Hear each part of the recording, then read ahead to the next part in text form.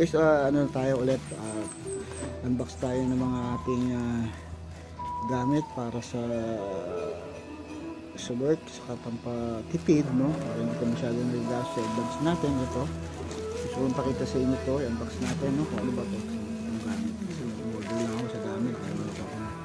So ayan, ito guys is sa mga in-order ko, mabasa kung ano. So binuksan ko lang para madaling magano kasi ako lang isa nagka-camera. Ayan, natin.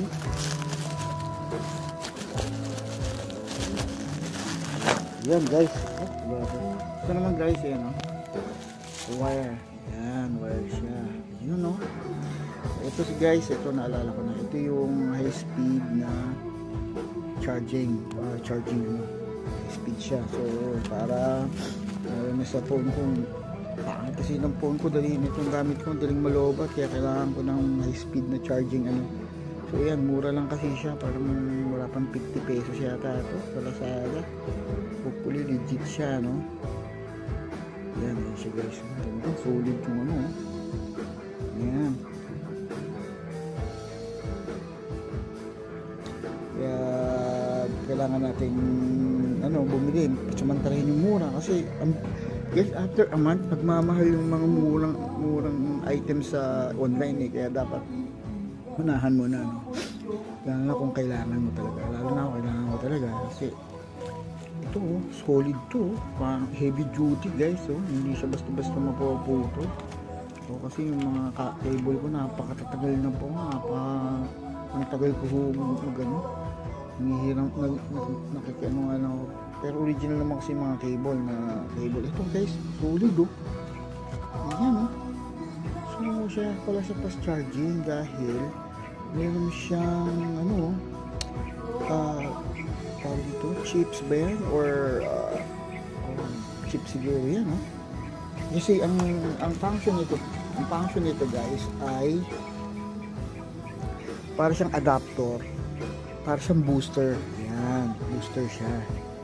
Yung TDA, yung pangalan ng kanyang chips ay TDA. Ang dami ng kuko kasi nagano ko ng motor guys, nagbaklas ako ng motor, kaya pasensya na sa kuko, buo mo siya, change oil ako.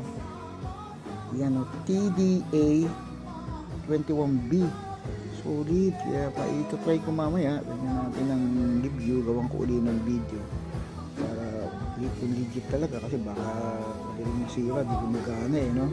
So ito lang gusto kong pakita sa inyo, this is parang booster tawag ko dito. Kalimutan ko kasi yung nakalagay dito, yung nakalagay sa delivery niya ng Lazada, wala, kaya salamat anyway, yung gagamit to. Tapos ang kanyang cable, hindi lang siya may booster siya. Ito ayan, meron siyang pang type C, USB at saka pang iPhone. Yan, so laking tulong nito guys, magagamit ko to. So meron na ako may booster type na cable lang siya, kinabit mo sa mahinang pwede mo na siyang gamitin. Tingnan natin kung gagana talaga siya. Dito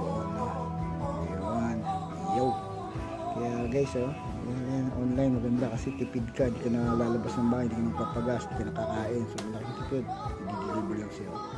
Alright guys, hanggang dito na lang with my Bongo and my little